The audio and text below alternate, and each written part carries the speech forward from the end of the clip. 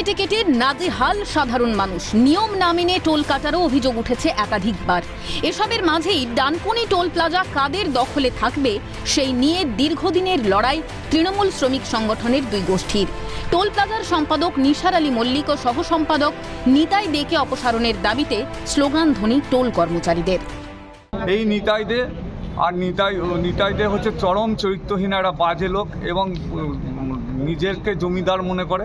প্রত্যেকটা জিনিস থেকে আমাদেরকে বঞ্চিত করে, আমাদের কোনো কিছুর হিসাব দেয় না। বিনা কারণে বিনাতে আমাদেরকে 10 দিন 15 দিন 20 দিন করে বসে দেয়। এখানে জমিদারি রাজ চালাচ্ছে, জমিদারি রাজ করে লাখ লাখ টাকা কোটি কোটি টাকা আমাদের লুণ্ঠন করছে। আমাদের দিন রাত মানে স্বৈরাচারী শাসনে রেখেছে।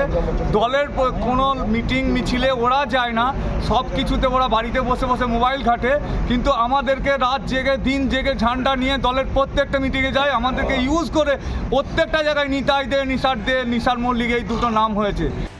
অভিযোগ উঠেছে টোল প্লাজার সম্পাদক তার ছেলের নামে টোলে গাড়ি ভাড়া বাবদ প্রতি মাসে 63,000 টাকা পান, অথচ সেই গাড়ি জেলার কোনো এক বিধায়ক ব্যবহার করে বলে অভিযোগ।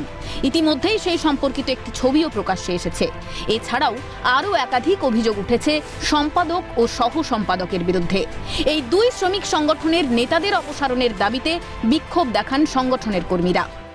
আজ মুখ খুলতে বাধ্য হচ্ছি, এইটার প্রমাণ সেক্রেটারির পার্সোনাল অ্যাকাউন্টে নিজের গাড়ি চাপে 63,000 টাকা করে প্রত্যেক মাসে কোম্পানির থেকে নেয়। এই তার প্রমাণ, কোম্পানির প্যাডে 63,000 টাকা করে নিচ্ছে। আমাদেরকে সামনে ঠেলে দিয়ে তারা পেছন থেকে লাখ লাখ টাকা কোটি কোটি টাকা কামিয়ে নিয়ে চলে যাচ্ছে। আর দীর্ঘদিন ধরে সমস্ত স্টাফদের ভয় দেখে রেখে দিয়েছে, পুরো ফেক কালচার চালাচ্ছে। এদিকে অভিযোগ সম্পর্কে মুখ খুলতে নারাজ অভিযুক্ত সম্পাদক নিসার আলী মল্লিক। একটা নেই তো, যা বলার আমাদের প্রেসিডেন্ট করবে। তোমার বিরুদ্ধে অভিযোগ হয়েছে, কোনো অসুবিধা নেই, আমার প্রেসিডেন্ট করবে, ঠিক আছে? তোমার প্রেসিডেন্ট? হ্যাঁ, সুবীর মুখার্জি। হ্যাঁ, খুবই ছোট ঘটনা বলে দায় এড়িয়েছেন ডানকুনি টোল প্লাজার সভাপতি।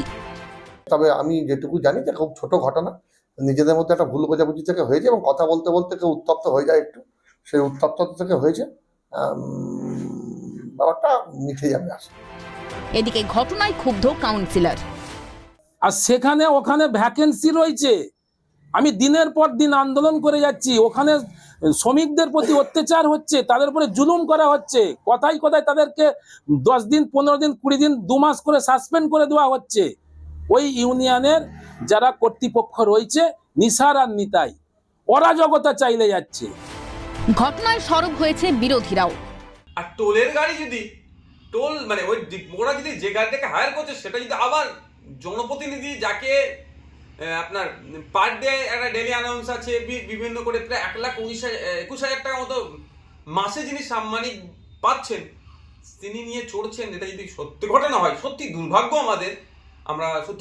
আমরা কাকে নির্বাচিত করছে?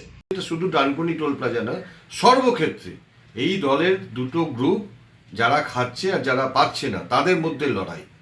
আর তৃণমূল মাঝে মাঝেই বলে বিরোধী নেই। এত তৃণমূলের মধ্যে বিরোধী থাকার ফলে আলাদা করে তো বিরোধীদের দরকার নেই। 2026 আসুক, পশ্চিমবঙ্গের জনগণ দেখিয়ে দেবে যে এই যে তৃণমূল দুর্নীতি এবং তৃণমূল সমর্থক শব্দ হয়ে গেছে। সুবিচারের দাবি জানিয়েছে টোল কর্মচারীরা। এখন দেখার প্রশাসন কি পদক্ষেপ গ্রহণ করে।